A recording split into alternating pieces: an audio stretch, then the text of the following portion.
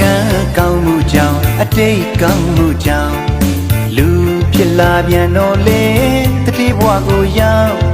ရွှေလင်းမန်းနဲ့အချင်းစီမင်းတွေပမာရွှေရောင်တောင်းပညာသင်လဲမပူရ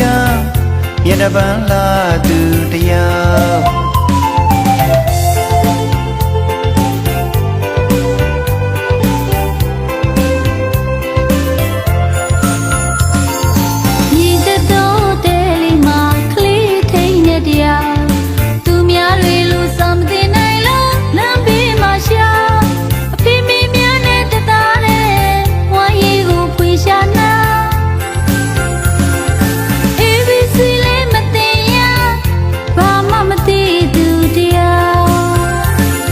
ကရုဏာမြတ်ဝန်းများနဲ့ဝိုင်းဝန်းစာနာထား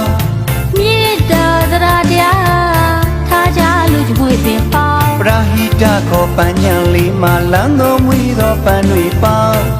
ရွတ်နုညာရန်ကြပြစံထနန်တောက်တာပီတိမျက်နာပိုင်ရှင်တွေအတွက်ပြုံးကိုစီယာ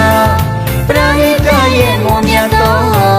မေတ္တာဆံရည်တပေါ